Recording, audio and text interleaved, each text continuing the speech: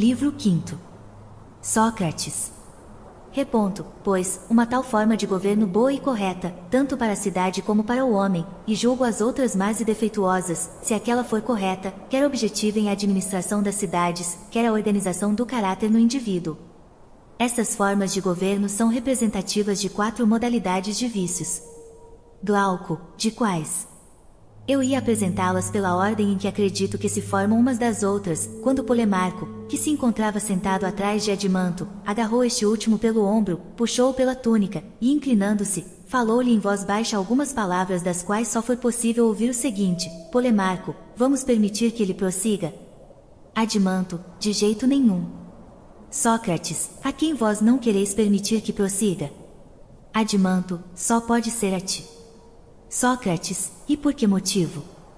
Adimanto, porque está nos pareceres que tu perdes o ânimo, ocultando-nos uma parte importante do assunto, para não seres obrigado a estudá-la, e que imaginas poder escaparmos dizendo levianamente que, a respeito das mulheres e das crianças, todos julgariam evidente que houvesse comunidade entre os amigos.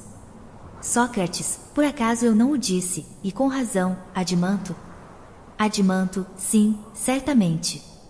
Mas essa razão, como todo o resto, necessita de explicações. Que caráter terá essa comunidade?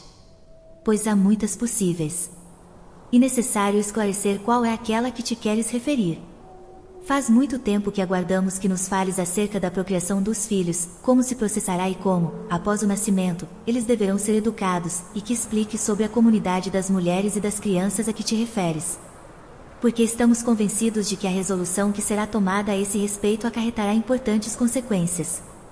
Agora, que passas a examinar outra forma de governo sem nos teres esclarecido satisfatoriamente sobre estas questões, decidimos não te deixar prosseguir antes que tenhas explicado tudo isto, da mesma forma que procedeste com os outros assuntos. Glauco, eu também estou de acordo com eles. Trasímaco, como vês, Sócrates, é uma decisão unânime. Sócrates, que discussão pretendeis levantar novamente a respeito do governo de, como se ainda estivéssemos no início? Considerava-me satisfeito por havê-la terminado, feliz por vós estardes satisfeitos com o que eu disse há pouco. Ao levantardes essas questões, desconheceis que grande número de discussões incitais. Eu percebi isso e o evitei a instantes, temendo que fosse causar grandes embaraços. Trasímaco, crês, então, que estes jovens vieram aqui para derreter ouro e não para discutir assuntos relevantes? Sócrates, certamente que para discutirem assuntos relevantes, mas de duração limitada. Glauco, para homens sensatos, tais discussões podem durar a vida inteira. Mas não te preocupes conosco, nem te canses de responder às nossas indagações, da forma que mais te aprouver, e de nos dizer que gênero de comunidade será estabelecido entre os nossos guardiães no que concerne às crianças e às mulheres, e que educação será ministrada à infância durante o período que vai do nascimento à educação propriamente dita, tarefa esta que a mim parece a mais difícil de todas. Procura mostrar-nos como é necessário agir. Sócrates, eis aqui uma questão bastante difícil, meu bom Glauco. Pois este assunto comporta muito mais inverossimilhanças do que aquelas de que já tratamos. O nosso projeto será por todos considerado irrealizável, e mesmo supondo-se que venha a se realizar tão perfeitamente quanto possível, continuarão a duvidar da sua superioridade. Nota, a expressão refere-se a um provérbio a respeito dos que negligenciavam um dever para se dedicar a alguma ocupação inútil, porém atraente. Fim de nota. Por isso hesitei em abordá-lo, meu caro amigo, temendo que o que eu dissesse pudesse parecer uma vã aspiração. Glauco, não hesites. Ouvir-te-ão pessoas que não são nem tolas, nem incrédulas, nem maldosas. Sócrates, o excelente amigo, falas assim para me tranquilizares? Glauco, certamente. Sócrates, pois tuas palavras me causam efeito diametralmente oposto. Se eu falasse com conhecimento de causa, o teu estímulo ser-me-ia útil, com efeito, abordar assuntos de tão grande importância e que nos preocupam, diante de pessoas sensatas e amigas, só pode ser feito com segurança e confiança quando se conhece a verdade, mas falar quando não se possui tanta confiança, como acontece comigo neste instante, é assustador e perigoso, não porque possa causar o riso em vós, este temor seria infantil, mas porque, se eu me afastar da verdade, arrastarei os amigos na queda, induzindo-vos ao erro, num caso da mais alta importância. Por isso, inclino-me diante de Adrastea, Glauco, devido ao que vou dizer. Em minha opinião, aquele que mata alguém acidentalmente comete um crime menor do que aquele que induz alguém a erro a respeito de belas, boas e justas leis. Além do mais, é preferível correr esse risco entre inimigos do que entre amigos. Glauco, se viermos a sofrer algum prejuízo por causa da discussão, Sócrates, serás por nós absolvido do crime e do engano de que fomos vítimas. Por isso, arma-te de coragem e fala. Sócrates, não resta dúvida de que réu absolvido é inocente, nos termos da lei. E então natural que, se assim é em tal caso, também o seja neste. Glauco, exatamente por isso, fala. Sócrates, precisamos voltar atrás e dizer o que talvez eu devesse ter dito na ocasião apropriada. Contudo, talvez seja conveniente que, após havermos determinado com precisão o papel dos homens, determinemos agora o das mulheres, principalmente por ser isto que desejas. Para homens por natureza e educação tais como os desnevemos, não existe, julgo eu, posse e uso legítimos dos filhos e das mulheres senão pelo caminho em que os orientamos no início. Pois, de certa maneira, procuramos fazer deles os guardiães de um rebanho. Glauco, concordo. Sócrates, prossigamos então com esta ideia, concedamos-lhes, a respeito da procriação e da educação, regras específicas, e depois, vejamos se o resultado foi satisfatório ou não. Glauco, como? Sócrates, da seguinte maneira, somos da opinião de que as fêmeas dos cães devem cooperar com os machos na atividade da guarda, da caça e em todo o resto, ou que devem permanecer no canil, incapazes de realizar outra coisa porque dão à luz e alimentam os filhotes, enquanto os machos trabalham e assumem toda a responsabilidade do rebanho. Glauco, somos da opinião de que devem fazer tudo em comum, com a ressalva de que, para as tarefas que deles esperamos, consideremos as fêmeas mais fracas e os machos mais fortes. Sócrates, mas é possível exigir de um animal os mesmos trabalhos exigidos de outro, se ele não tiver sido alimentado e criado da mesma forma? Glauco, e impossível, naturalmente. Sócrates, logo, se exigimos das mulheres os mesmos serviços que dos homens, precisamos fornecer-lhes o mesmo tipo de educação.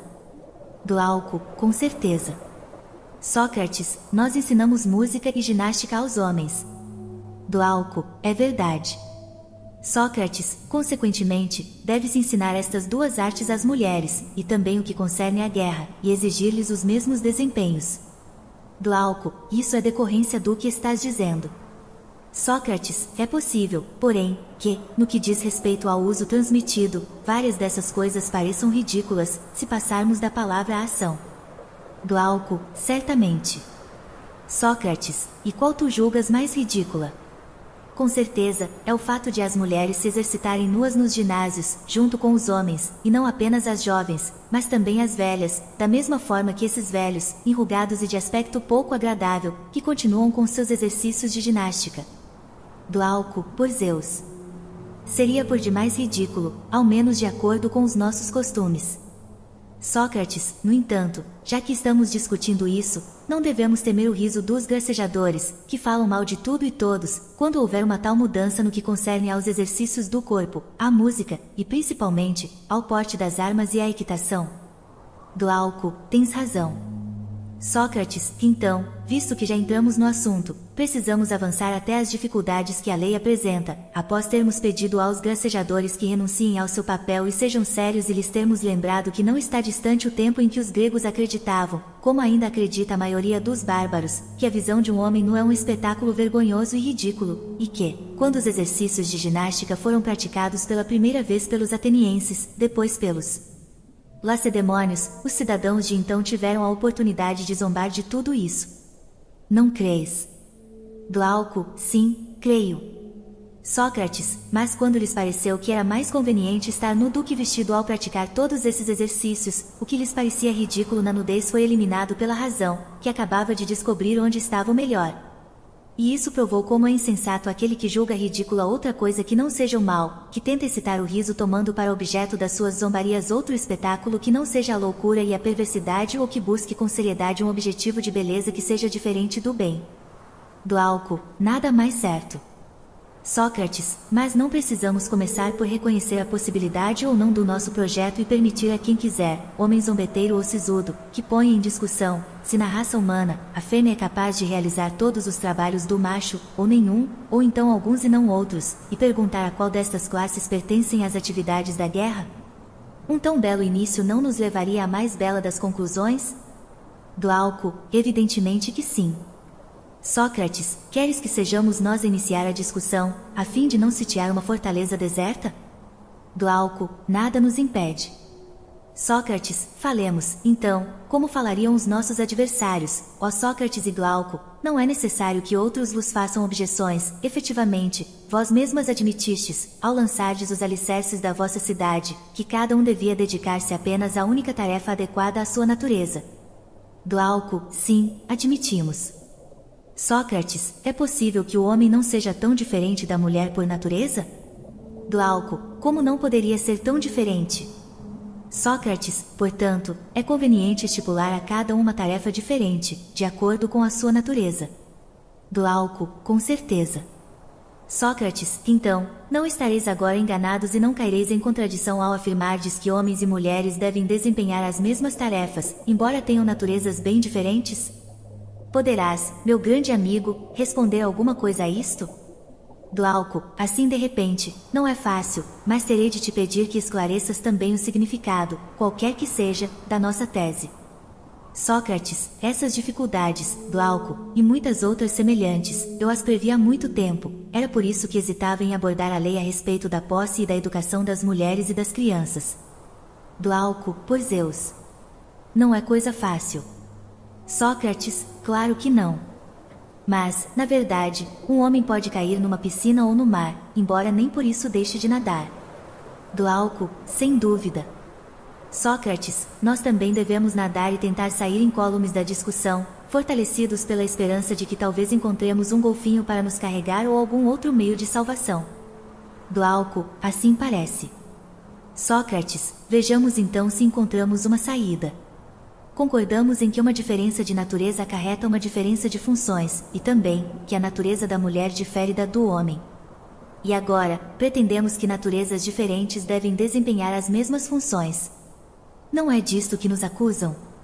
Glauco, sim, é, Sócrates, na verdade, Glauco, a arte da controvérsia tem um maravilhoso poder. Glauco, por quê? Sócrates, porque muitas pessoas se deixam levar por ela e julgam raciocinar quando questionam. Isto por serem incapazes de analisar o seu tema nos seus diferentes aspectos, tiram-lhe contradições aparentes agarrando-se apenas às palavras e utilizam-se da contestação, e não da dialética. Glauco, de fato, é como agem muitas pessoas. Será o nosso caso na presente questão? Sócrates, exatamente, corremos o risco de, sem o querermos, termos sido levados pela argumentação. Glauco, como assim? Sócrates, insistimos em dizer que naturezas diferentes não devem ter os mesmos empregos, ao passo que de forma alguma analisamos de que espécie de natureza diferente e de natureza própria se trata, nem sob que relação as diferenciávamos quando atribuímos às naturezas diferentes funções diferentes e às naturezas próprias funções idênticas. Glauco, realmente, não analisamos. Sócrates, portanto, podemos indagar se a natureza dos calvos e a dos cabeludos são idênticas, e depois de termos concluído que são opostas, proibir os cabeludos de exercerem o ofício de sapateiro, no caso de os calvos o exercerem, e reciprocamente, aplicar a mesma proibição aos calvos, se forem os cabeludos a exercê-lo. Glauco, isso seria ridículo. Sócrates, sim, mas seria ridículo por uma razão diferente. Na exposição do nosso princípio, não pensávamos em naturezas absolutamente idênticas ou diferentes, não considerávamos senão essa forma de diferença ou de identidade que se refere aos empregos em si mesmos. Afirmávamos, por exemplo, que o médico e o homem com aptidão para a medicina possuem a mesma natureza, não é verdade? Glauco, é verdade. Sócrates, e que um médico e um carpinteiro possuem natureza diferente. Glauco, exato. Sócrates, logo, se chegarmos à conclusão de que os dois sexos diferem entre si quanto à sua aptidão para determinada função, diremos que se deve atribuir essa função a um ou a outro, porém, se a diferença consistir apenas no fato de ser a fêmea a parir e não o macho, não admitiremos por isso como demonstrado que a mulher difere do homem na relação que nos ocupa e continuaremos a pensar que os guerreiros e as suas mulheres devem exercer as mesmas atividades. Glauco, e não estaremos equivocados. Sócrates, depois disso, pediremos ao nosso opositor que nos ensine qual é a atividade, relativamente ao serviço da cidade, para cujo exercício a natureza da mulher difere da do homem. Glauco, concordo com esse pedido. Sócrates, é possível que nos digam, como tu fizeste há pouco, que não é fácil responder imediatamente de modo satisfatório, mas que, depois de um exame, não é difícil. Glauco, sim, é possível. Sócrates, então, pretendes que peçamos ao nosso opositor que nos acompanhe, enquanto tentamos provar-lhe que não existe nenhum emprego exclusivo da mulher no que concerne à administração da cidade? Glauco, com certeza. Sócrates, então, perguntar-lhe-emos, quando declaras que um homem é habilitado para uma coisa e outro inabitado, queres dizer que o primeiro a aprende facilmente e o segundo com dificuldade? Que depois de um breve estudo, leva as suas descobertas muito além do que aprendeu, enquanto o outro, com muito estudo e aplicação, nem ao menos salva o saber recebido? Que no primeiro, as disposições do corpo favorecem o espírito e no segundo prejudicam? Existem outros sinais além destes que te permitam distinguir o homem habilitado para seja o que for daquele que não é? Glauco, ninguém afirmará que existem outros. Sócrates, tens conhecimento de alguma atividade humana em que os homens não sobrepujem às mulheres? Estenderemos o nosso discurso mencionando a tecelagem, a confeitaria e a cozinha, trabalhos que parecem apropriados às mulheres e em que a inferioridade dos homens é altamente ridícula? Glauco, está certo ao afirmares que em tudo os homens sobrepujam às mulheres. No entanto, muitas mulheres são superiores a muitos homens, em muitas atividades. Porém, em geral, é como dizes. Sócrates, consequentemente, meu amigo, não há nenhuma atividade que concerne a administração da cidade que seja própria da mulher enquanto mulher ou do homem enquanto homem, e ao contrário, as aptidões naturais estão igualmente distribuídas pelos dois sexos e é próprio da natureza que a mulher, assim como o homem, participe em todas as atividades, ainda que em todas seja mais fraca do que o homem. Glauco, perfeitamente. Sócrates, concederemos, então, todas as atividades aos homens e nenhuma às mulheres. Glauco, como fazer isso? Sócrates, mas existem mulheres que têm uma disposição inata para a medicina ou para a música e outras que não têm. Glauco, com certeza. Sócrates, e não existem as que possuem uma disposição inata para a ginástica e para a guerra e outras que não apreciam nem a guerra, nem a ginástica? Glauco, creio que sim. Sócrates, muito bem. Não existem mulheres que amam e outras que odeiam a sabedoria? Não existem algumas que são ardorosas e outras sem ardor? Glauco, sim, existem. Sócrates, logo, existem mulheres que são aptas para a guerra e outras que não são. Ora, não escolhemos homens dessa natureza para tomá-lo aos nossos guerreiros? Glauco, sim, escolhemos. Sócrates, portanto, a mulher e o homem possuem a mesma natureza no que concerne à sua aptidão para proteger a cidade, sem esquecer que a mulher é mais fraca e o homem mais forte. Glauco, assim parece. Sócrates, consequentemente, temos de escolher mulheres semelhantes aos nossos guerreiros, que viverão com eles e com eles protegerão a cidade, visto que são capazes disso e as suas naturezas são semelhantes. Glauco, não há dúvida. Sócrates, mas não se devem atribuir as mesmas atividades às mesmas naturezas? Glauco, sim. Sócrates, percebemos, então, que o caminho percorrido nos reconduz ao ponto de partida e concluímos que não é contrário à natureza sujeitar as mulheres dos nossos guerreiros à música e à ginástica. Glauco, perfeitamente. Sócrates, dessa maneira, a lei que estabelecemos não é nem impossível, nem um desejo vão, visto que está de acordo com a natureza. Muito pelo contrário, são as normas atualmente estabelecidas que vão de encontro à natureza. Glauco, e o que parece. Sócrates, mas não decidimos analisar se a nossa instituição era possível e desejável? Glauco, sim, decidimos. Sócrates, fora, concluímos que é possível. Glauco, concluímos. Sócrates, em seguida, precisamos nos convencer de que é desejável.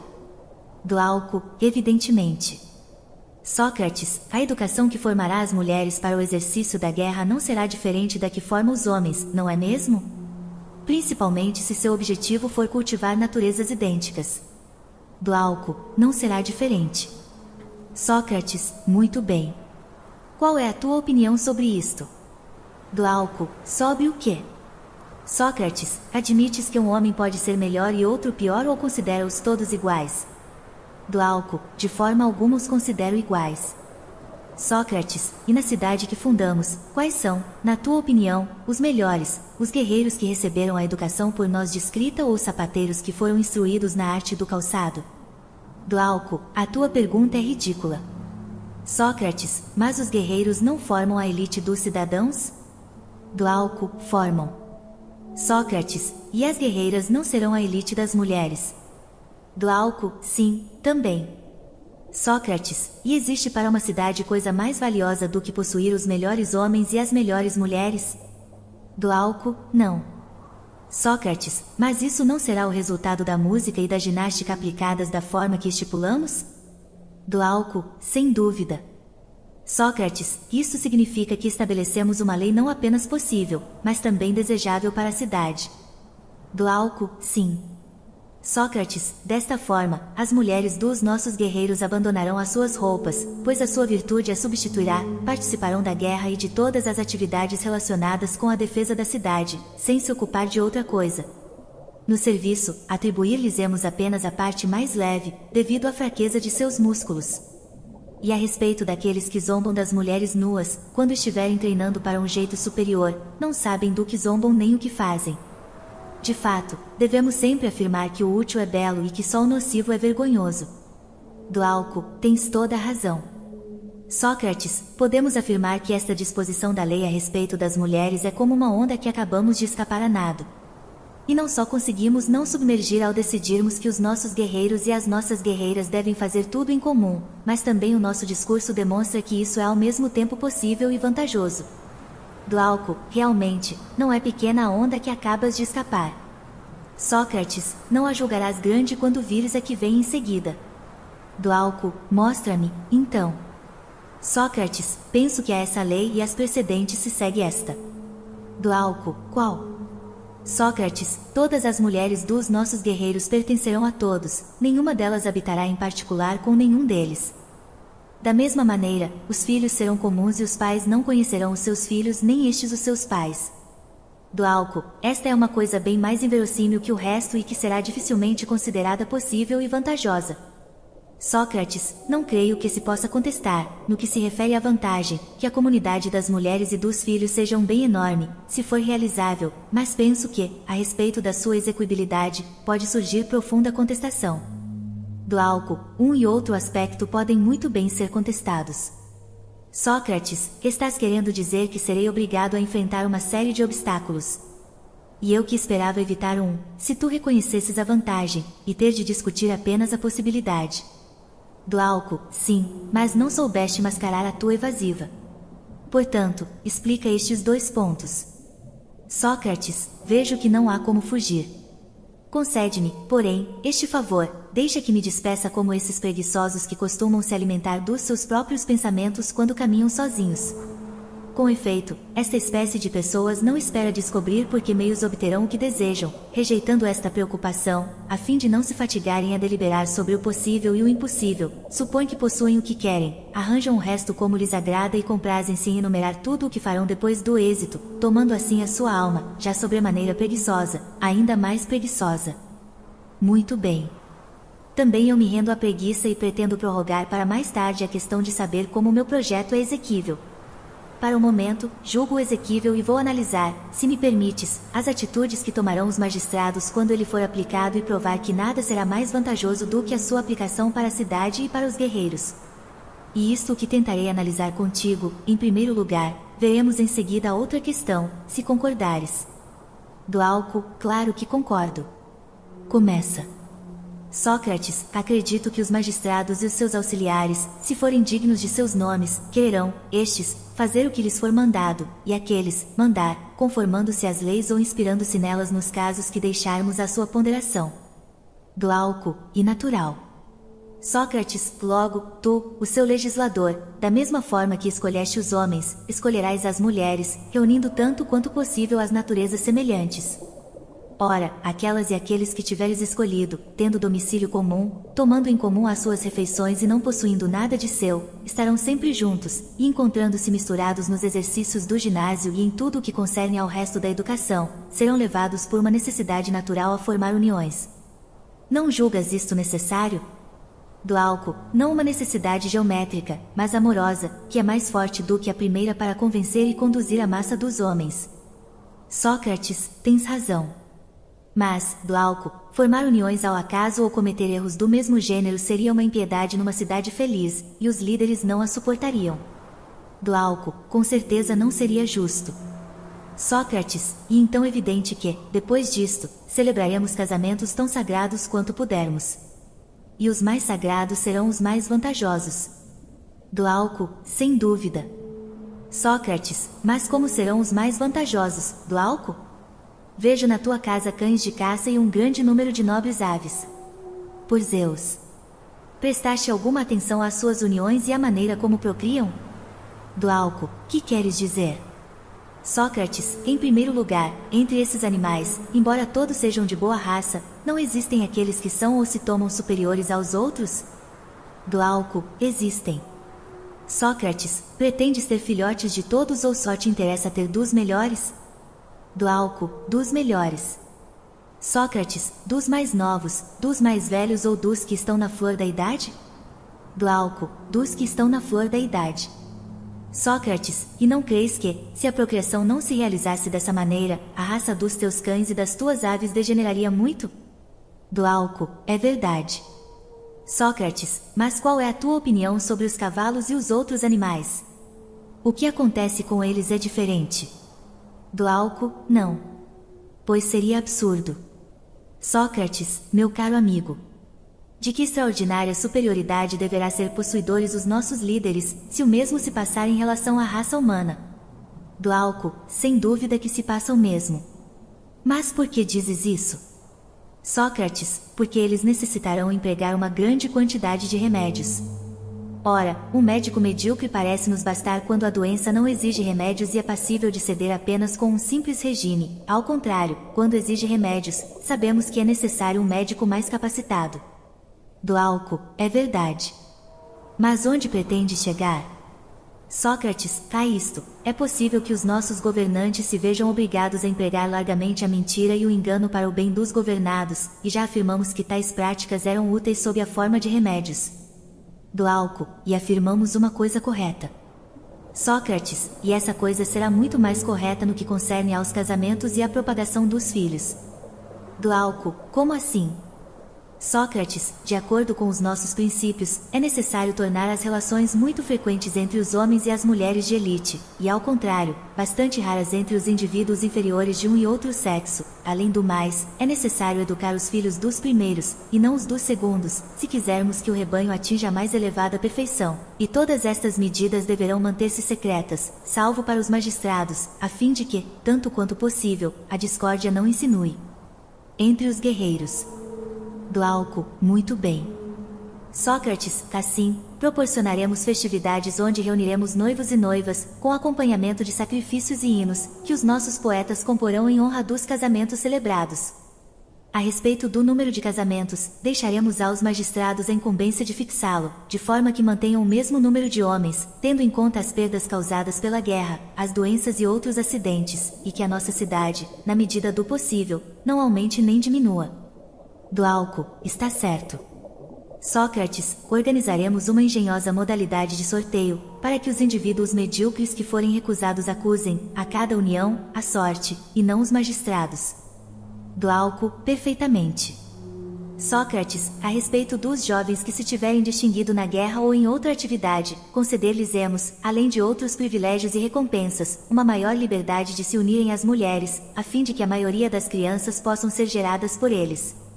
Glauco, tens razão. Sócrates, as crianças, à medida que forem nascendo, serão entregues a pessoas encarregadas de cuidar delas, homens, mulheres ou homens e mulheres juntos, pois as responsabilidades são comuns aos dois sexos. Glauco, estou de acordo. Sócrates, estes encarregados levarão os filhos dos indivíduos de elite a um lar comum, onde serão confiados a amas que residem à parte, num bairro da cidade. Para os filhos dos indivíduos inferiores e mesmo os dos outros que tenham alguma deformidade, serão levados a paradeiro desconhecido e secreto. Glauco, e um meio seguro de preservar a pureza da raça dos guerreiros. Sócrates, cuidarão também da alimentação das crianças, levarão as mães ao lar comum, na época em que os seus seios estiverem repletos de leite, e utilizarão todos os meios possíveis para que nenhuma delas reconheça a sua prole. Se as mães não chegarem para a amamentação, procurarão outras mulheres para esse ofício. Em todos os casos, cuidarão para que elas só amamentem durante um certo período de tempo e encarregarão das vigílias e de todo o trabalho difícil às amas e às governantas. Glauco, tomas a maternidade muito fácil às mulheres dos guerreiros. Sócrates, e conveniente que o seja. Mas continuemos na exposição do nosso projeto. Afirmamos que a procriação dos filhos deveria fazer-se na flor da idade. Glauco, é verdade. Sócrates, mas não achas que a duração média da flor da idade é de 20 anos para as mulheres e 30 para os homens? Glauco, como estipulas esse tempo para cada sexo? Sócrates, a mulher parirá para a cidade dos 20 aos 40 anos, o homem gerará para a cidade até os 55 anos. Glauco, realmente, tanto para um como para outro, é o período de maior vigor do corpo e do espírito. Sócrates, assim, se um cidadão, mais velho ou mais novo, se incluir na obra comum de procriação, nós o declararemos culpado de impiedade e injustiça, pois fornece ao Estado um filho cujo nascimento secreto não foi colocado sob a proteção das preces e sacrifícios que as sacerdotisas, os sacerdotes e toda a cidade oferecerão para cada casamento, a fim de que de homens bons nasçam filhos melhores, e de homens úteis, filhos ainda mais úteis, e um tal nascimento, ao contrário, será considerado fruto das trevas e da libertinagem. Glauco, está certo. Sócrates, a mesma lei será aplicada àquele que, ainda na idade da formação, tocar numa mulher também nessa idade, sem que o magistrado os tenha unido. Declararemos que um homem assim introduz na cidade um bastardo cujo nascimento não foi nem autorizado, nem santificado. Glauco, muito bem. Sócrates, porém, quando para um e outro sexo houver passado a idade da procriação, deixaremos os homens livres de se ligarem a quem quiserem, exceção feita às filhas, às mães, às netas e às avós. Igual liberdade terão as mulheres em relação aos homens, exceto com seus avós, com seus pais, com seus filhos e com seus netos. Conceder-lhes-emos esta liberdade após haver-lhes recomendado que tomem todas as precauções possíveis para que nenhum filho fruto dessas uniões veja a luz do dia, e se houver algum que abra caminho à força para a vida, que os enjeitem, pois a cidade não se encarregará de alimentá-lo. Glauco, as tuas palavras são ponderadas, mas como reconhecerão os seus pais, as suas filhas e os outros parentes a que acabas de te referir? Sócrates, não os reconhecerão. Mas todos os filhos que nascerem do 7º ao 10º mês, a partir do dia em que um guerreiro contrair matrimônio, serão chamados por ele, os do sexo masculino, de filhos, os do sexo feminino, de filhas, e eles o chamarão de pai, chamará netos aos filhos destes, e eles chamarão de avó a ele e aos seus companheiros de casamento, e chamarão de avós as suas companheiras. Por fim, todos os que tiverem nascido no tempo em que os seus pais e as suas mães forneciam filhos à cidade tratar-se-ão de irmãos e irmãs, de maneira a evitar que, como já dissemos, contraiam uniões entre si.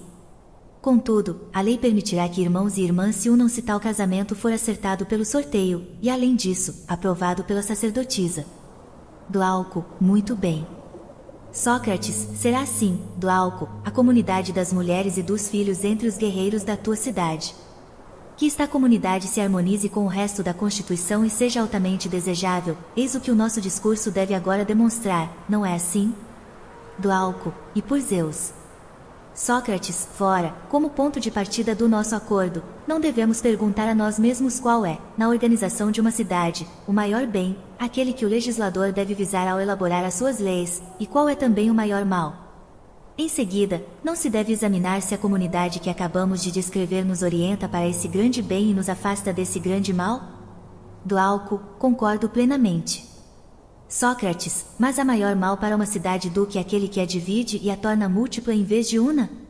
Há maior bem do que aquele que a une e toma una? Glauco, não. Sócrates, muito bem.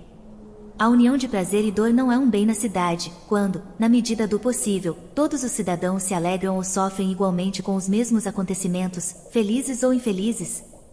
Glauco, com toda certeza.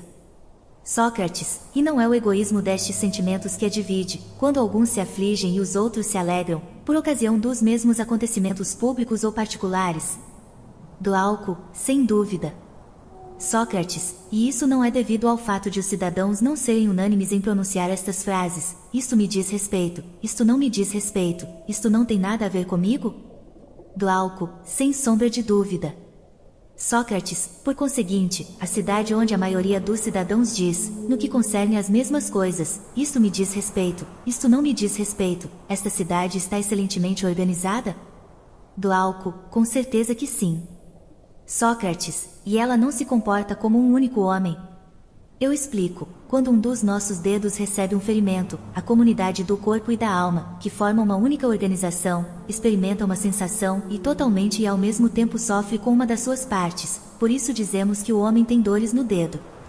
Acontece a mesma coisa com qualquer outra parte do homem, quer se trate do mal-estar causado pela dor, quer do bem-estar que provoca o prazer, do álcool. De fato, acontece a mesma coisa. E a imagem perfeita que buscavas do estado bem governado. Sócrates, então, se a um cidadão acontecer um bem ou um mal qualquer, será principalmente uma cidade assim que experimentará como sendo seus os sentimentos que ele experimentar e ela, como um todo, compartilhará a sua alegria ou a sua tristeza. Glauco, e assim que deve ser numa cidade bem administrada e com boas leis. Sócrates, agora, voltemos à nossa cidade e analisemos se as conclusões a que chegamos se aplicam especificamente a ela ou se aplicam, de preferência, a outra cidade qualquer. Glauco, certo. E assim que devemos fazer. Sócrates, nas outras cidades não existem magistrados e povo como na nossa? Glauco, existem. Sócrates, e todos se tratam por cidadãos? Glauco, claro que sim. Sócrates, nas outras cidades, além de cidadãos, que nome em especial dá ao povo àqueles que o governam? Glauco, a maioria os chama de senhores, e nos governos democráticos, arcontes. Sócrates, e na nossa cidade? Que outros nomes, além de cidadãos, dará o povo aos líderes? Glauco, os de conservadores e de defensores da pátria. Sócrates, por seu lado, como estes últimos considerarão o povo? Glauco, como a quem lhes proporciona os salários e o sustento. Sócrates, mas, nas outras cidades, como os líderes tratam o povo? Glauco, como escravos. Sócrates, e como se tratam entre si aqueles que governam? Glauco, como colegas na autoridade. Sócrates, e na nossa cidade? Glauco, como guardiães do mesmo povo. Sócrates, diz-me, se nas outras cidades, os líderes tratam como amigo um de seus colegas e como estranho um outro. Glauco, muitos agem dessa forma.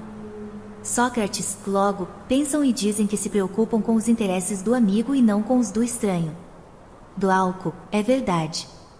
Sócrates, e entre os teus guerreiros? Existe algum que possa pensar ou dizer de um dos seus colegas que lhe é estranho? Glauco, de forma alguma, pois cada um verá nos outros um irmão ou uma irmã, um filho ou uma filha, ou qualquer outro parente na linha ascendente, ou descendente. Sócrates, excelente. Agora, responde a isto: legislarás apenas para que eles troquem entre si nomes de parentesco ou para que todos os seus atos estejam de acordo com esses nomes, para que exprimam aos seus pais todos os deveres de respeito, solicitude e obediência que a lei prescreve em relação aos pais, sob pena de incorrer no ódio dos deuses e dos homens, se agirem de modo diferente? Com efeito, agir de modo diferente é cometer uma impiedade e uma injustiça. São estas máximas ou outras que todos os teus cidadãos ensinarão às crianças, falando-lhes dos seus pais, que lhes mostrarão, e dos outros parentes? Glauco, serão essas. Seria ridículo que proferissem esses nomes de parentesco sem cumprir os deveres que eles implicam. Sócrates, assim, em nossa, mais de que em todas as outras, os cidadãos proferirão em uníssono, quando acontecer algum bem ou mal a um deles, as nossas frases de há pouco: os meus negócios vão bem ou os meus negócios vão mal. Glauco, nada mais verdadeiro. Sócrates, mas não afirmamos que, em decorrência desta convicção e desta maneira de falar, haveria entre eles uma identidade de alegrias e de tristezas? Glauco, sim, e o afirmamos com acerto. Sócrates, os nossos cidadãos estarão unidos naquilo que considerarão o seu próprio interesse, e assim unidos, experimentarão alegrias e tristezas em perfeita comunhão. Glauco, isso mesmo. Sócrates, a que atribuir efeitos tão admiráveis senão à constituição da nossa, e especialmente, à comunidade das mulheres e dos filhos estabelecida entre os guerreiros? Glauco, não há dúvida de que esse será o principal motivo. Sócrates, mas nós concluímos que essa comunhão de interesses representava o maior bem para a cidade, quando comparávamos uma cidade sabiamente organizada ao corpo, na forma como este se comporta em relação a uma de suas partes, no que concerne ao prazer e à dor. Glauco, e concluímos acertadamente. Sócrates, portanto, está provado que a causa do maior bem que pode acontecer na cidade é a comunidade das crianças e das mulheres dos guerreiros. Glauco, com certeza. Sócrates, convém acrescentar que estamos de acordo com o que estabelecemos anteriormente. Com efeito, dissemos que os nossos guerreiros não deviam possuir nem casas, nem terras, nem qualquer outra propriedade, mas que deviam receber seu sustento dos outros cidadãos, vivendo vida comum, se quiserem ser guerreiros autênticos. Glauco, muito bem. Sócrates, então, não tenho razão para afirmar que as nossas disposições anteriores, juntamente com as que acabamos de tomar, farão deles guerreiros ainda mais autênticos e os impedirão de dividir a cidade. O que aconteceria se cada um não chamasse de suas as mesmas coisas, mas a coisas diferentes? Se, morando separadamente, levassem para suas respectivas casas tudo aquilo de que pudessem garantir a posse exclusiva? E se, tendo mulher e filhos diferentes, imaginassem alegrias e tristezas pessoais, ao passo que, com uma crença idêntica a respeito do que lhes pertence, terão todos o mesmo objetivo e experimentarão, tanto quanto possível, as mesmas alegrias e as mesmas tristezas? Glauco, é inegável. Sócrates, pois bem. Não desaparecerão processos e acusações em uma cidade onde cada um só terá de seu próprio corpo e onde todo o resto será comum. Não decorre daqui que os nossos cidadãos estarão ao abrigo das discórdias causadas pela posse de riquezas, filhos e parentes? Glauco, e obrigatório que estejam livres de todos esses males. Sócrates, além disso, nenhuma ação violenta será intentada entre eles, pois nós lhes diremos que é nobre e justo que iguais se defendam mutuamente e os convenceremos a velar pela sua segurança pessoal. Glauco, está certo. Sócrates, esta lei possui ainda esta vantagem. Quando um cidadão se irritar com outro, se acalmar a sua cólera desta maneira, será menos propenso, em seguida, a agravar a contenda. Glauco, sem dúvida. Sócrates, e daremos ao mais velho autoridade sobre os mais novos, com o direito de punir. Glauco, evidentemente. Sócrates, e os jovens não tentarão, sem autorização dos magistrados, usar de violência para com os mais velhos, nem feri-los, também não os ofenderão de qualquer outra maneira. Pois 2 guardas serão suficientes para os impedir, o medo e o respeito, mostrando-lhes um pai na pessoa que querem ferir, o medo, fazendo-lhes compreender que os outros irão em socorro da vítima, estes como filhos, aqueles como irmãos ou pais. Glauco, não pode ser diferente. Sócrates, portanto, graças às nossas leis, os guerreiros desfrutarão entre si de uma paz perfeita. Glauco, de uma grande paz, sem dúvida. Sócrates, porém, se viverem em concórdia, não é de temer que a discórdia se interponha entre eles e os outros cidadãos ou que divida estes últimos?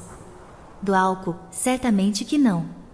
Sócrates, não vale a pena analisar os males menores, de que estarão isentos. Pobres, não terão necessidade de lisonjear os ricos, não conhecerão as dificuldades e os aborrecimentos de criar filhos, de juntar fortuna, e os que decorrem da obrigação de precisarem sustentar escravos, não necessitarão pedir emprestado, nem renegar as dívidas, nem conseguir dinheiro por todos os meios para o darem às mulheres e servidores, confiando-lhes o cuidado da casa. Enfim, meu amigo, ignorarão todos os males que se suportam nestes casos, males evidentes, sem nobreza e indignos de serem citados.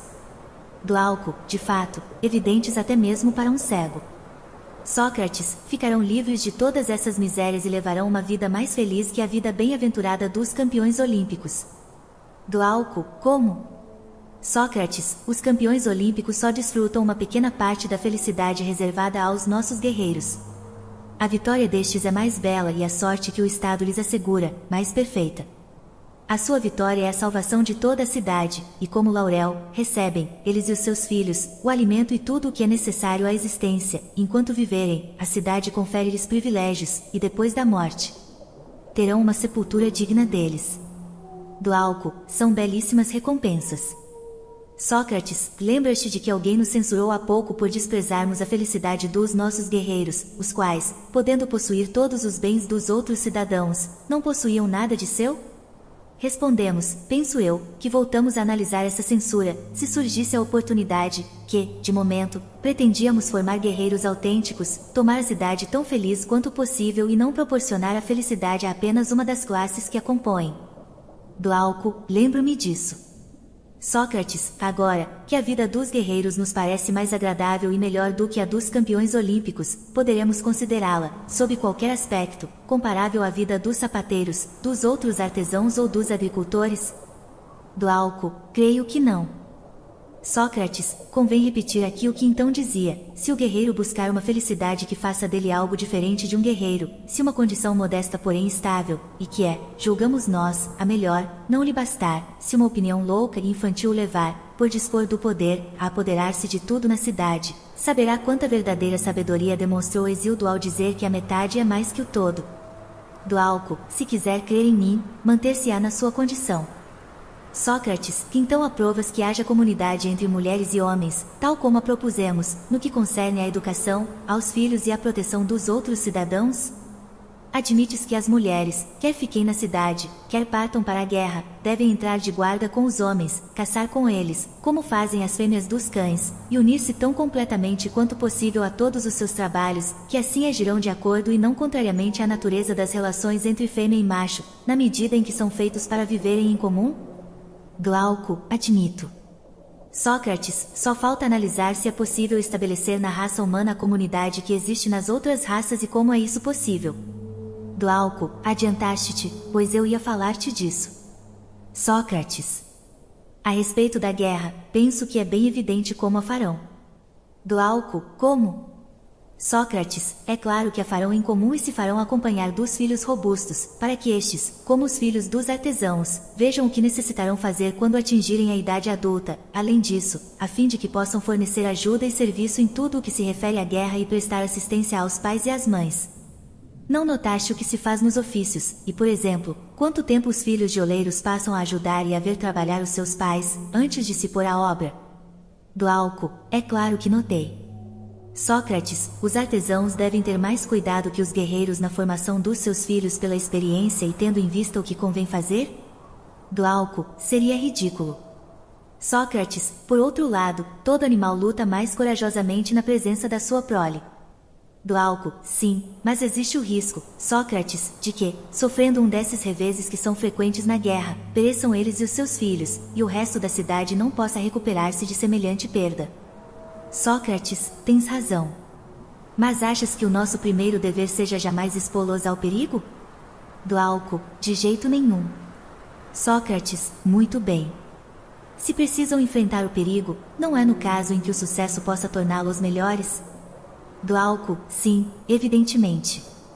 Sócrates, crês que importa pouco que crianças destinadas a tornar-se guerreiros vejam ou não vejam o espetáculo da guerra e que o resultado não valha o risco? Glauco, não. Ao contrário, isso interessa no aspecto que referiste. Sócrates, agiremos então de forma que as crianças sejam espectadoras dos combates, velando pela sua segurança, e tudo dará certo, não é assim? Glauco, sim. Sócrates, em primeiro lugar, os seus pais não ignorarão quais são as expedições perigosas e quais não são. Glauco, logicamente. Sócrates, por conseguinte, farão com que os filhos participem das primeiras, mas evitarão que participem das segundas. Glauco, correto. Sócrates, e não lhes darão por líderes os cidadãos mais medíocres, mas aqueles que a experiência e a idade tomam capazes de orientar e governar crianças. Glauco, sim, é o que convém. Sócrates, contudo, muitas vezes acontecem acidentes imprevistos. Glauco, naturalmente. Sócrates, considerando tais eventualidades, meu amigo, é necessário dar desde muito cedo asas às crianças, para que possam, se for preciso, salvar-se voando. Glauco, que queres dizer? Sócrates, que é necessário ensiná-las a cavalgar o mais cedo possível, e bem treinadas, fazê-las participar do combate como espectadoras, não montadas em cavalos fogosos, mas em cavalos ligeiros no galope e dóceis ao freio. Desta forma, verão perfeitamente o que terão de fazer um dia, e se o perigo se tomar grande, salvar-se-ão com toda a segurança. Glauco, julgo que tens razão. Sócrates, e o que dizer a respeito da guerra? Como irão se comportar os teus soldados entre si mesmos e em relação ao inimigo? Achas que a minha opinião sobre isso está certa ou não? Glauco, explica-te. Sócrates, o soldado que abandonar o seu posto, depuser as armas ou cometer qualquer ação semelhante por covardia não deve ser relegado para a classe dos artesãos ou dos lavradores? Glauco, evidentemente. Sócrates, e aquele que for aprisionado pelo inimigo não o deixaremos como presente aos que o tiverem aprisionado, para que façam da sua presa o que quiserem. Glauco, assim será. Sócrates, e aquele que se distinguir pela sua excelente conduta, não convém que no campo de batalha os jovens e as crianças que acompanharam a experiência o coroem, cada um por sua vez? Não tens esta opinião? Glauco, sim, tenho. Sócrates, e que lhe apertem a mão. Glauco, também sou dessa opinião. Sócrates, mas creio que isto tu não aprovaras. Glauco, o quê? Sócrates, que cada um deles o beije e seja por ele beijado. Glauco, aprovo isso mais do que qualquer outra coisa. E acrescento ainda que, enquanto durar a expedição, não será permitido a nenhum daqueles que ele quiser beijar recusar-se, a fim de que o guerreiro que ama alguém, homem ou mulher, lute mais ardentemente por alcançar o prêmio da sua coragem. Sócrates, concordo. Aliás, já dissemos que reservaríamos aos cidadãos de elite uniões mais numerosas que aos outros e que, a respeito dos casamentos, a escolha cairia mais frequentemente sobre eles do que sobre os outros, a fim de que a sua raça se multiplique tanto quanto possível. Glauco, com efeito, dissemos. Sócrates, de acordo com Homero, também é justo honrar jovens que se destacam por favores desta natureza. Com efeito, Homero relata que, tendo-se Ajax distinguido num combate, o honraram servindo-lhe o lombo inteiro de um boi, querendo dizer com isto que tal recompensa convinha perfeitamente a um guerreiro jovem e valoroso, sendo, ao mesmo tempo, para ele uma distinção e uma maneira de aumentar as suas forças. Glauco, muito bem. Sócrates, neste ponto, então, seguiremos a autoridade de Homero, nos sacrifícios e em todas as solenidades semelhantes, honraremos os bravos, conforme o seu mérito, não só por meio de hinos e das distinções de que acabamos de citar, mas também com lugares de honra à mesa, carnes e taças cheias. Glauco, estou de pleno acordo. Sócrates, a respeito dos guerreiros mortos em combate, não diremos daquele que tiver tido um fim glorioso que pertence à raça de ouro? Glauco, com toda a certeza que diremos. Sócrates, não creremos também, como disse Hesíodo, que, depois da morte, os homens desta raça se tornam gênios puros e bons, que habitam sobre a terra, que preservam do mal e guardam os mortais? Glauco, sim, creremos. Sócrates, consultaremos o Deus a respeito da sepultura que se deve dar a esses homens maravilhosos e divinos e das honrarias que lhes são devidas, e depois realizaremos as exéquias da maneira que nos for indicado. Glauco, com certeza. Sócrates, e os seus túmulos serão objeto do nosso culto e da nossa veneração. Prestaremos as mesmas honras aos que morreram de velhice, ou de qualquer outra forma, em quem tivermos reconhecido, durante a vida, um mérito extraordinário. Glauco, muito justo. Sócrates, e de que maneira se comportarão os nossos soldados em relação ao inimigo? Glauco, em que sentido? Sócrates, em primeiro lugar, no que concerne à escravatura. Julgas justo que cidades gregas escravizem gregos ou devem proibi-lo às outras, dentro do possível, e que os gregos se acostumem a poupar a raça grega, com medo de cair na servidão dos bárbaros? Glauco, o importante é que os gregos se sirvam disso com ponderação. Sócrates, e importante, então, que não possuam escravos gregos e aconselhem os outros gregos a seguir o seu exemplo. Glauco, perfeitamente. Assim, dirigirão melhor as suas forças contra os bárbaros e evitarão de as dirigir contra si próprios. Sócrates, quer dizer que tirar dos mortos outros despojos além das armas, depois da vitória, será comportar-se com moderação? Isso não proporciona aos covardes o pretexto, a fim de não participarem dos combates mais acirrados, de realizarem uma tarefa necessária, ficando debruçados sobre os cadáveres? A prática de rapinas deste tipo já não causou a ruína de muitos exércitos? Glauco, é verdade. Sócrates, não há baixeza e cobiça em despojar um cadáver? Não é indício de um espírito covarde e mesquinho tratar como inimigo o corpo de um inimigo, quando este está morto e desapareceu, deixando somente o instrumento de que se servia para combater? Julgas que o comportamento dos que agem assim difere do das cadelas, que mordem a pedra que lhes atiram e não fazem nenhum mal a quem a atirou? Glauco, não difere em nada. Sócrates, portanto, é necessário deixar de despojar os cadáveres e evitar que o inimigo os leve. Glauco, sim, por Zeus, é necessário. Sócrates, também não levaremos aos templos, para que sejam consagradas aos deuses, as armas dos vencidos, principalmente as dos gregos, por pouco ciosos que sejamos da condescendência dos nossos compatriotas. Antes recearemos macular os templos, levando para aí os despojos dos nossos parentes, a não ser que o Deus o exija. Glauco, muito bem. Sócrates, analisemos agora a destruição do território grego e o incêndio das moradias. Como se comportarão os teus soldados em relação ao inimigo? Glauco, gostaria de ouvir a tua opinião a esse respeito. Sócrates, muito bem. Penso que não se deve nem destruir, nem incendiar, mas apropriar-se apenas da colheita do ano. Queres saber por que motivo? Glauco, quero. Sócrates, guerra e discórdia são dois nomes diferentes, designam duas coisas realmente diferentes e aplicam-se às divisões que se verificam em dois objetos.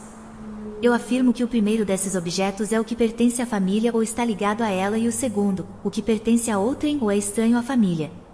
Assim, o nome de discórdia aplica-se à inimizade entre parentes e o de guerra, à inimizade entre estranhos. Glauco, o que dizes está corretíssimo. Sócrates, vê se o que digo agora o está também. Afirmo que os gregos pertencem a uma mesma família e são parentes entre si e que os bárbaros pertencem a uma família diferente e estranha. Glauco, está certo. Sócrates, portanto, quando os gregos lutam contra os bárbaros e os bárbaros contra os gregos, diremos que se guerreiam, que são inimigos naturais, e denominaremos guerra a sua inimizade, mas, se acontece algo parecido entre gregos, diremos que são amigos naturais, mas que num determinado momento a Grécia está doente, em estado de sedição, e denominaremos discórdia essa inimizade. Glauco, estou totalmente de acordo. Sócrates, considera o que acontece quando uma dessas perturbações, que se convencionou denominar sedições, se produz e divide uma cidade, se os cidadãos de cada facção devastam os campos e queimam as casas dos cidadãos da facção contrária, disse que a sedição é infausta e que nem uns, nem outros amam a sua pátria, pois, se a amassem, não ousariam destruir assim a sua fornecedora de alimentos e a sua mãe, e ao contrário, considera-se admissível que os vencedores levem somente as colheitas dos vencidos, na esperança de que se reconciliarão um dia com eles e não continuarão fazendo-lhes a guerra. Glauco, essa esperança demonstra um grau de civilização mais elevado do que a ideia contrária. Sócrates, muito bem. Não é um estado grego que queres fundar? Glauco, sim, deve ser grego. Sócrates, como consequência, os seus cidadãos serão bons e civilizados? Glauco, no mais alto grau. Sócrates, eles amarão os gregos? Defenderão a Grécia como a sua pátria? Assistirão às solenidades religiosas comuns? Glauco, sem dúvida. Sócrates, então, considerarão os seus contenciosos com os gregos uma discórdia entre parentes e não lhes darão o nome de guerra. Glauco, perfeitamente. Sócrates, e nesses contenciosos comportar-se-ão como devendo reconciliar-se um dia com os seus adversários. Glauco, com toda certeza. Sócrates, chamá-los-ão brandamente à razão e não lhes infligirão, como castigo, a escravatura e a destruição, sendo amigos que corrigem, e não inimigos. Glauco, concordo. Sócrates, sendo gregos, não devastarão a Grécia e não queimarão as moradias, não considerarão adversários todos os habitantes de uma cidade, homens, mulheres e crianças, mas apenas o pequeno número daqueles que são responsáveis pelo contencioso, por conseguinte, e dado que a maioria dos cidadãos são seus amigos, recusar-se-ão a devassar-lhes as terras e a distrair-lhes os lares, e finalmente, só prolongarão o contencioso até o momento em que os culpados tiverem sido obrigados, pelos docentes que sofrem, a receber o castigo merecido. Glauco, concordo contigo que os nossos cidadãos devem comportar-se dessa maneira em relação aos seus adversários e tratar os bárbaros como os gregos se tratam agora entre si. Sócrates, façamos então também uma lei que proíbe os guerreiros de devastarem as terras e incendiarem as casas. Glauco, correto, e com certeza dará bons resultados, como as anteriores. Porém, parece-me, amigo Sócrates, que se te deixarmos continuar, nunca mais te lembrarás do assunto que puseste de parte para entrares em todas essas considerações, isto é, se semelhante governo é possível e como é possível. que, se ele for instituído numa cidade, proporcionará todos esses bens. Eu concordo contigo, e citarei inclusive outras vantagens que tu omites. Os cidadãos lutarão tanto mais valorosamente contra o inimigo na medida em que jamais desertarão uns aos outros, conhecendo-se como irmãos, pais e filhos e chamando-se por esses nomes. E, se as suas mulheres combaterem com eles, seja nas mesmas fileiras, seja colocada na retaguarda, para assustarem o inimigo e prestarem auxílio em caso de necessidade, sei que então serão invencíveis. Vejo também os bens de que desfrutarão e que tu não mencionaste. Porém, dado que estou de acordo contigo em que terão todas essas vantagens e muitas outras, se esse governo for instituído, deixa de me falar dele. Procuremos antes convencer-nos de que uma tal cidade é possível, de que maneira é possível, e deixemos de lado todas as outras questões. Sócrates, que impetuosa investida fazes contra o meu discurso, sem me dar tempo para respirar. Talvez não saibas que, no instante em que acabo, a muito custo, de escapar a duas ondas, tu ergues outra, a mais alta e a mais terrível das três. Quando a tiveres visto e ouvido, com certeza irás me desculpar por ter, não sem razão, hesitado e receado enunciar e tentar analisar uma proposta tão paradoxal. Glauco, quanto mais falares dessa maneira, menos te dispensaremos de dizeres como pode ser realizado semelhante governo. Portanto, explica-o sem mais delongas. Sócrates, em primeiro lugar, precisamos nos lembrar que foi a busca da natureza da justiça e da injustiça que nos conduziu até aqui. Glauco, sem dúvida, mas que interesse tem isso? Sócrates, nenhum. Simplesmente, se descobrirmos o que é a justiça, conduziremos que o homem justo em nada deve se diferenciar dela, mas ser-lhe idêntico. Ou nos contentaremos em vê-lo aproximar-se da justiça o máximo possível e participar dela em grau mais elevado que os outros? Glauco, contentar-nos-emos com isso. Sócrates, era com a finalidade de termos modelos que investigávamos o que é a justiça em si mesma, e o que seria o homem inteiramente justo, se de fato existisse. Por essa mesma razão, procurávamos a natureza da injustiça e do homem absolutamente injusto. Queríamos, erguendo as vistas para um e outro, ver a felicidade e a infelicidade reservadas a cada um deles, a fim de sermos obrigados a concluir, naquilo que nos diz respeito, que aquele que se lhes assemelhar mais terá uma sorte mais semelhante à delas, mas o nosso objetivo não era demonstrar a possibilidade de existência destes modelos. Glauco, tens razão. Sócrates, creis que a habilidade de um pintor fica diminuída, se após ter pintado o mais belo modelo de homem e dado à sua obra todas as características adequadas, for incapaz de provar a existência de semelhante homem? Glauco, não, por Zeus, não creio. Sócrates, mas que fizemos nós até agora se não traçarmos o modelo de uma boa cidade? Glauco, nada mais. Sócrates, julgas, então, que o que dissemos seria menos bem dito se fôssemos incapazes de provar que se pode edificar uma cidade com base nesse modelo? Glauco, certamente que não. Sócrates, logo, a verdade é esta. Contudo, se quiseres que eu tente demonstrar, para te dar prazer, de que maneira e em que condições semelhante cidade é realizável no mais alto grau, faz-me novamente, para esta demonstração, a mesma concessão de há pouco. Glauco, qual? Sócrates, é possível executar uma coisa tal como se descreve? Ou é próprio da natureza das coisas que a execução tenha menos influência sobre a verdade que o discurso, embora alguns não acreditem nisso? Tu concordas ou não? Glauco, concordo. Sócrates, então, não me obrigues a mostrar-te plenamente realizado o plano que traçamos no nosso discurso. Se estivermos em condições de descobrir como, de uma maneira muito próxima da que descrevemos, uma cidade pode ser organizada, confessa que descobriremos que as tuas prescrições são realizáveis. Não ficarás contente com este resultado? Por mim, ficarei. Glauco, e eu também. Sócrates, agora precisamos descobrir e mostrar qual é o vício interior que impede as cidades atuais de serem organizadas conforme dizemos e qual é a menor mudança possível que as conduzirá à nossa forma de governo, de preferência, uma só, ou então duas, ou então as menos numerosas e as menos importantes possíveis. Glauco, perfeitamente. Sócrates, nós julgamos conseguir provar que, com uma única mudança, as cidades atuais seriam completamente transformadas. É certo que esta mudança é importante e difícil, mas é possível. Glauco, qual é? Sócrates, eis-me chegado ao que nós comparávamos à onda mais alta, mas preciso dizê-lo, mesmo que isso, como uma onda viva, me cubra de ridículo e vergonha. Presta atenção no que vou dizer. Glauco, fala. Sócrates, que enquanto os filósofos não forem reis nas cidades, ou aqueles que hoje denominamos reis e soberanos não forem verdadeiros e seriamente filósofos, enquanto o poder político e a filosofia não convergirem no mesmo indivíduo, enquanto os muitos caracteres que atualmente perseguem um ou outro destes objetivos de modo exclusivo não forem impedidos de agir assim, não terão fim. Meu caro Glauco, os males das cidades, nem, conforme julgo, os do gênero humano, e jamais a cidade que nós descrevemos será edificada. Eis o que eu hesitava há muito em dizer, prevendo quanto estas palavras chocariam o senso comum.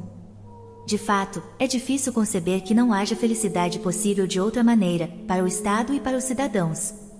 Glauco, depois de semelhante discurso, deves esperar, Sócrates, ver muitas pessoas tirar, por assim dizer, as roupas, e nuas, apanhar a primeira arma que estiver à mão, investir contra-te com todas as suas forças. Se não repelires essas pessoas com as armas da razão e não conseguires fugir-lhes, saberás à tua custa o que significa zombar. Sócrates, não és tu a causa disso? Glauco, tive motivo para agir como fiz. No entanto, não irei trair-te, mas ajudar-te-ei o mais que puder. Posso mostrar-me conciliador e encorajar-te, talvez até responda com mais acerto do que qualquer outro às tuas perguntas. Certo de tal ajuda, tenta demonstrar aos incrédulos que as coisas são como dizes. Sócrates, tentarei, dado que me ofereces tão vigorosa aliança. Por isso, tomasse necessário, se quisermos escapar a esses assaltantes, distinguir quais são os filósofos aos quais nos referimos quando ousamos dizer que é necessário confiar-lhes o governo, para que, feita esta distinção, estejam preparados para defender-nos, mostrando que a uns convém por natureza consagrar-se à filosofia e governar na cidade e aos outros não se consagrarem à filosofia e obedecerem ao líder. Glauco, está na hora de fazer essa distinção. Sócrates, então, segue-me e vejamos, se de uma ou outra maneira, podemos explicar-nos a este respeito. Glauco, vai adiante. Sócrates, muito bem. Lembra-te que, quando se afirmar que alguém ama uma coisa, se fala com rigor, não se entende por isso que esse alguém ama uma parte dessa coisa e não outra, mas sim a totalidade. Glauco, não me lembro muito bem disso. Sócrates, há outro, meu caro Glauco, poderia se perdoar se falasse assim. Mas tu, entendido como és em matéria de amor, não deves esquecer que todos os que estão na flor da idade impressionam e estimulam com sua presença um coração apaixonado e sensível, que os julga a todos dignos de seu afeto e da sua ternura. Não é assim que vós fazeis em relação aos moços formosos? Considerais belo o nariz achatado de um deles, julgais real o nariz aquilino de outro e o nariz médio de um terceiro, perfeitamente proporcionado. Para vós, aqueles que possuem a pele morena têm um ar viril, e os que a possuem branca são filhos dos deuses. E a expressão cor de mel, achas que foi criada por alguém que não fosse um amante que lisonjeava assim a palidez com uma palavra terna, não lhe discernindo nada de desagradável no insto da juventude? Resumindo, garantis todos os pretextos, empregais todas as expressões para não repelir nenhum daqueles que resplandecem na sua juventude. Glauco, se queres dizer, tomando-me como exemplo, que os apaixonados agem assim, concordo, no interesse da discussão. Sócrates, não vês que as pessoas amantes do vinho agem da mesma maneira e que jamais lhes faltam pretextos para considerarem bom qualquer tipo de vinho? Glauco, sim, vejo-o perfeitamente.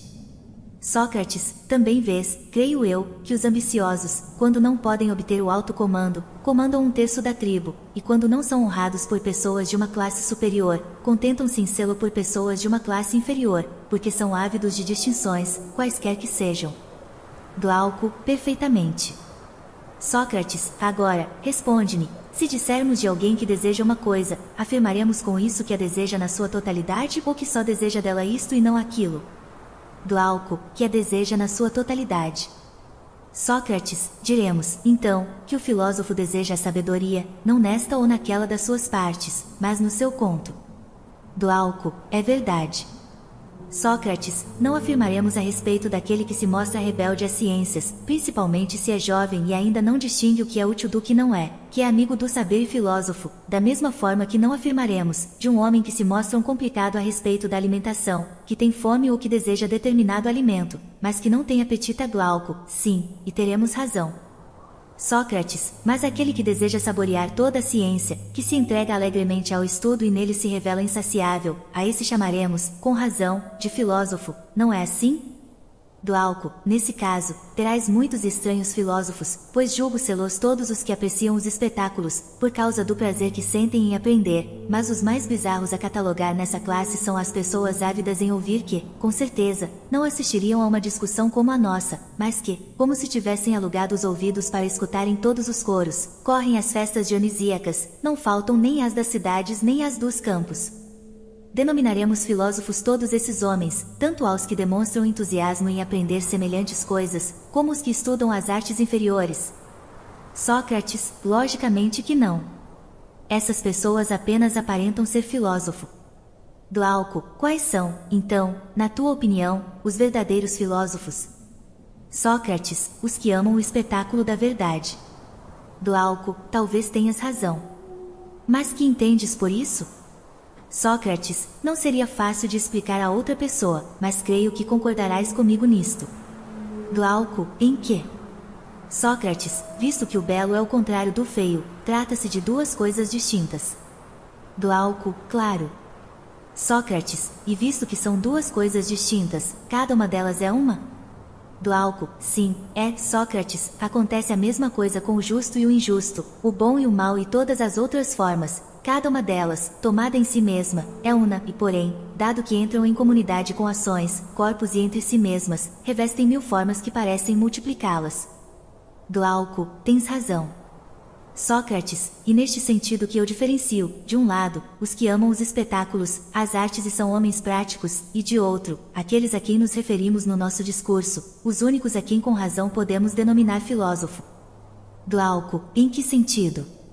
Sócrates, os primeiros, cuja curiosidade situa-se toda nos olhos e nos ouvidos, amam as belas vozes, as cores e as figuras bonitas e todas as obras em que entre alguma coisa de semelhante, mas a sua inteligência é incapaz de enxergar e apreciar a natureza do próprio belo. Glauco, e assim mesmo.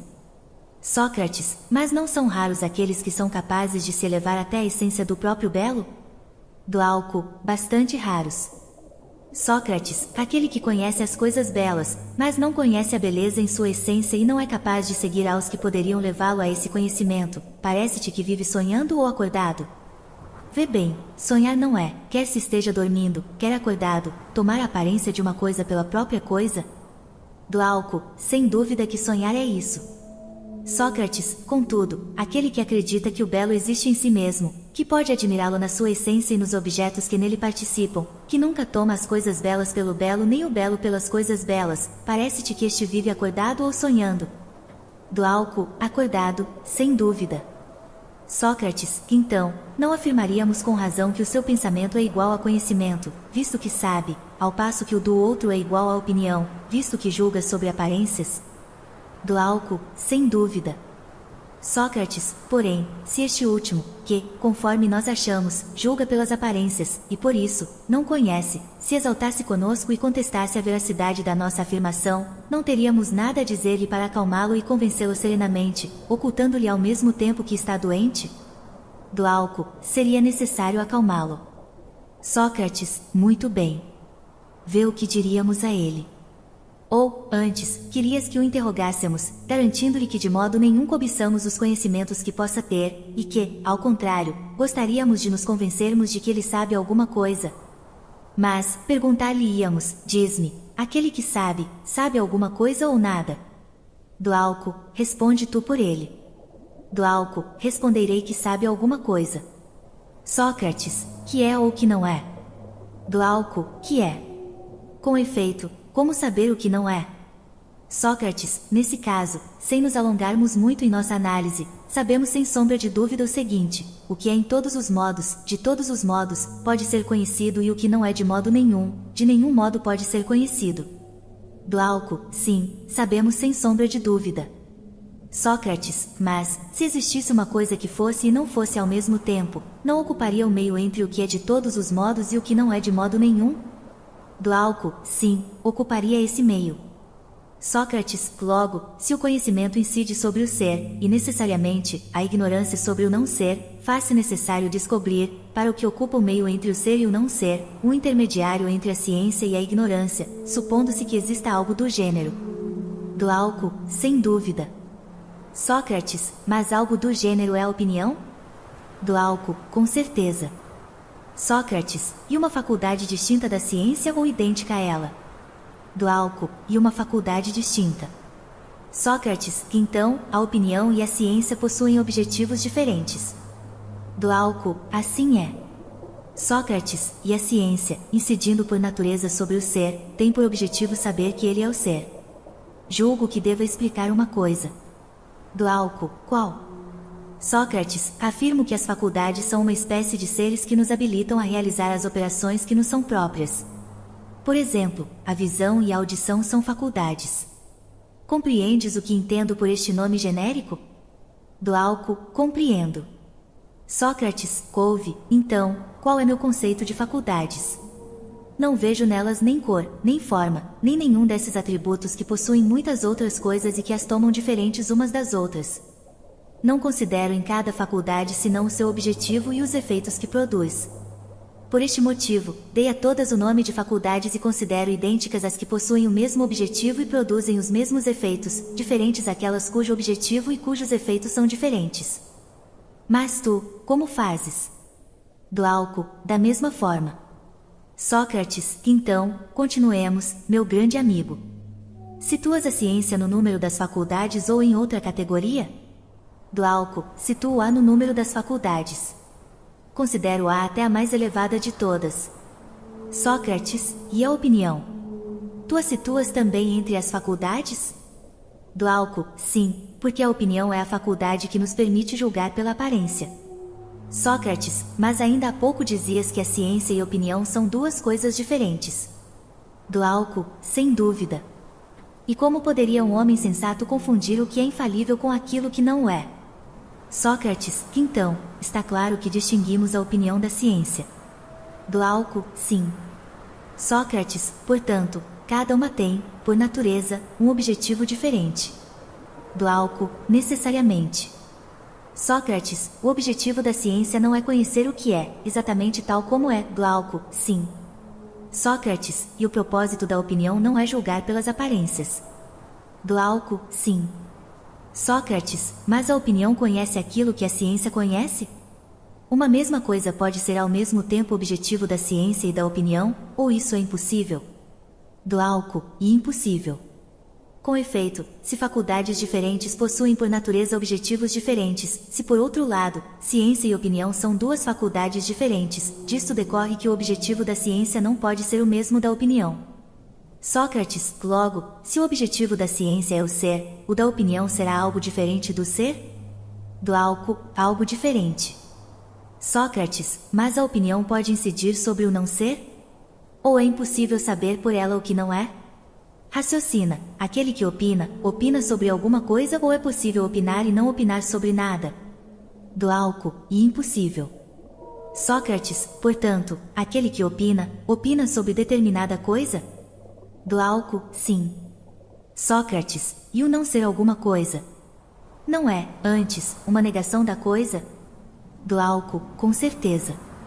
Sócrates, por isso temos, necessariamente, de relacionar o ser à ciência e o não ser, à ignorância. Glauco, e com razão. Sócrates, em vista disso, o objetivo da opinião não é nem o ser, nem o não ser. Glauco, correto. Sócrates, consequentemente, a opinião não é nem ciência, nem ignorância. Glauco, parece-me que não. Sócrates, logo, está para além de uma e de outra, ultrapassando a ciência em clareza e a ignorância em obscuridade? Glauco, não. Sócrates, então, julgas a opinião menos clara que a ciência e menos obscura que a ignorância? Glauco, com certeza. Sócrates, tu a colocas entre uma e outra? Glauco, sim, coloco. Sócrates, logo, a opinião é algo intermediário entre a ciência e a ignorância? Glauco, exatamente. Sócrates, mas nós não afirmamos anteriormente que, se descobríssemos uma coisa que fosse e não fosse ao mesmo tempo, essa coisa ocuparia o meio entre o ser absoluto e o nada absoluto e não seria o objetivo nem da ciência, nem da ignorância, mas do que pareceria intermediário entre uma e outra? Glauco, afirmamos com razão. Sócrates, parece-me agora que é esse intermédio que estamos denominando opinião. Glauco, assim parece. Sócrates, penso que devemos descobrir que coisa é essa que participa ao mesmo tempo do ser e do não ser e que não é exatamente nenhum, nem outro. Se a descobrirmos, nós a chamaremos de objetivo da opinião, consignando os extremos aos extremos e os intermediários aos intermediários, não é assim? Glauco, sem dúvida. Sócrates, então, que me responda esse bom homem que não crê na beleza em si mesma, na ideia do belo eternamente imutável, mas reconhece apenas a multidão das coisas belas, esse apreciador de espetáculos que não suporta que se afirme que o belo é uno, assim como o justo e as outras realidades semelhantes. Entre esse grande número de coisas belas, excelente homem, dir-lhe-emos, alma que possa parecer feia? Ou, entre as justas, injusta? Ou, entre as sagradas, profana? Glauco, sim, dirá ele, pois é obrigatório que as mesmas coisas, observadas de pontos de vista diferentes, pareçam belas e feias, justas e injustas, e assim por diante. Sócrates, e as quantidades duplas podem parecer não ser metades de outras? Glauco, de forma alguma. Sócrates, afirma o mesmo a respeito das coisas que se dizem grandes ou pequenas, pesadas ou leves. Cada uma destas qualificações convém-lhes mais que a qualificação oposta? Glauco, não, participam sempre de uma e de outra. Sócrates, por acaso, essas muitas coisas são mais do que se diz que são? Glauco, isto parece com essas adivinhações que se fazem nos banquetes e com o enigma das crianças a respeito do eunuco que ataca o morcego, onde se diz, de forma obscura, com que o atacou e onde estava pendurado. Essas numerosas coisas de que falas possuem um caráter ambíguo e nenhuma delas pode ser concebida como sendo ou não sendo ou conjuntamente uma e outra ou nem uma, nem outra. Nota, qualquer quantidade tanto pode ser considerada o dobro de outra como metade de uma terceira. O enigma é este, um homem que não é um homem, vendo e não vendo um pássaro que não é um pássaro, pendurado numa árvore que não é uma árvore, ataca-o e não o ataca, com uma pedra que não é uma pedra. Isto significa, um eunuco zarolho afira no morcego suspenso de um sabugueiro uma pedra pomes e não a seda, fim de nota. Sócrates, que fazer, então, e onde situá-las melhor do que entre o ser e o não ser? Não parecerão mais obscuras que o não ser sob o aspecto do mínimo de existência, nem mais claras que o ser sob o do máximo de existência? Glauco, por certo que não. Sócrates, parece, pois, havermos descoberto que as múltiplas fórmulas da multidão respeitantes ao belo e às outras coisas semelhantes giram, por assim dizer, entre o nada e a existência absoluta. Glauco, é verdade. Sócrates, mas estabelecemos previamente que, se descobríssemos tal coisa, seria preciso dizer que ela é o objetivo da opinião, e não o objetivo do conhecimento, e que está situada num espaço intermediário que é apreendido por uma faculdade intermediária. Glauco, sim, estabelecemos. Sócrates, afirmaremos, pois, que as pessoas que enxergam muitas coisas belas, mas não apreendem o próprio belo e não podem seguir aquele que gostaria de guiá-las nessa contemplação, que enxergam muitas coisas justas sem verem a própria justiça, e assim por diante, essas pessoas, diremos nós, opinam sobre tudo, mas não sabem nada a respeito das coisas sobre as quais opinam. Glauco, necessariamente. Sócrates, mas que diremos daquelas pessoas que enxergam as coisas em si mesmas, na sua essência imutável? Que elas possuem conhecimentos, e não opiniões, não é verdade? Glauco, necessariamente, também. Sócrates, não diremos, da mesma forma, que amam as coisas que são objeto da ciência, ao passo que os outros sentem isso apenas por aquelas que são objeto da opinião? Não te recordas do que dizíamos a respeito destes últimos que amam e admiram as belas vozes, as cores belas e as outras coisas semelhantes, mas não admitem que o belo em si mesmo seja uma realidade? Glauco, recordo-me. Sócrates, seremos injustos com eles se os denominarmos amantes da opinião em vez de amantes da filosofia? Ficarão muito irritados conosco se os tratarmos assim? Glauco, não, se acreditarem em mim, pois não é lícito irritar-se com a verdade. Sócrates, então, denominaremos filósofos apenas aqueles que em tudo se prendem à realidade? Glauco, sem sombra de dúvida.